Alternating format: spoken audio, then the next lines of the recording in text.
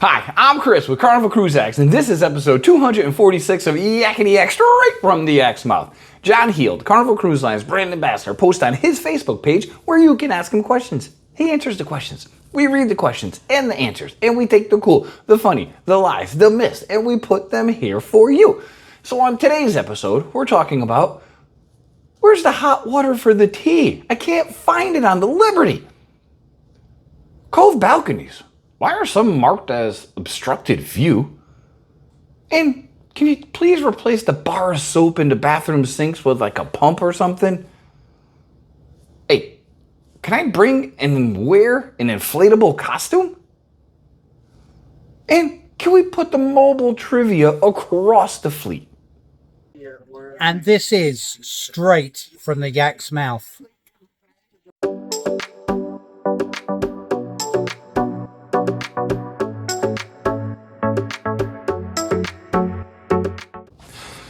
All right, question one. This cruiser was told that there's a place to get hot water on the ship for tea and such.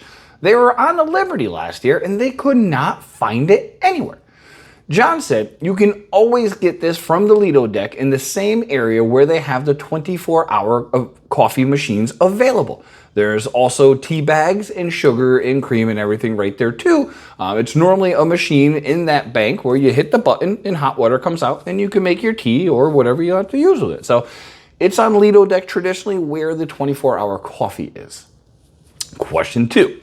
This cruiser had a question regarding the cove balconies.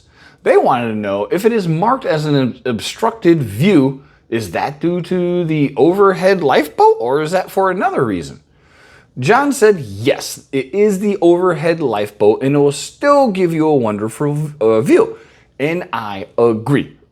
This is why it was a good question, because your cove balconies, you're on either deck 3 or deck 5 depending on the class of ships, and you're right next to the water. You look down, it's water. Me, for obstructed view, I'm thinking it's going to be right in front of you. But yes, some of them, not all of them, have the lifeboat right above you. And to me, that is not an obstructed view. I've stayed in cove balconies with Liz. We love them. What do you think? Put it in the comments below if you like them.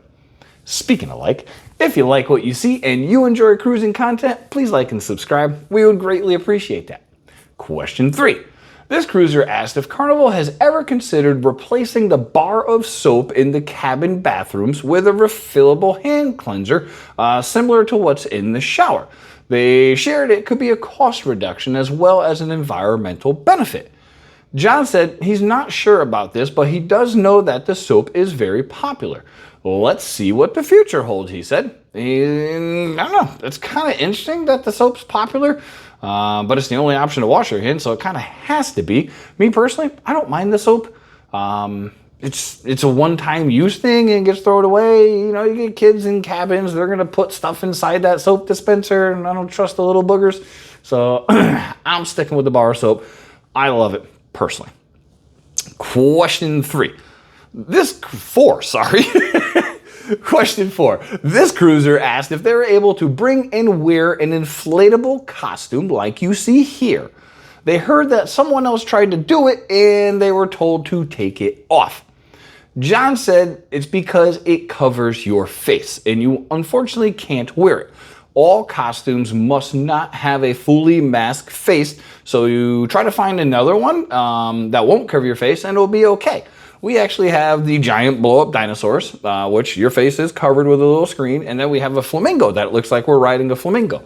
One of those would probably be the best, and honestly, I think they're great. Same rules apply even during Halloween. The only time you're able to wear the mask is when you're in the Halloween parade, so yeah, get a blow-up that doesn't cover your face, and you can wear it.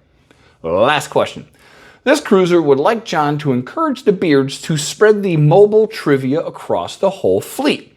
With mobile trivia, no one can get mad or think people are cheating because it's all electronic and they really enjoyed playing.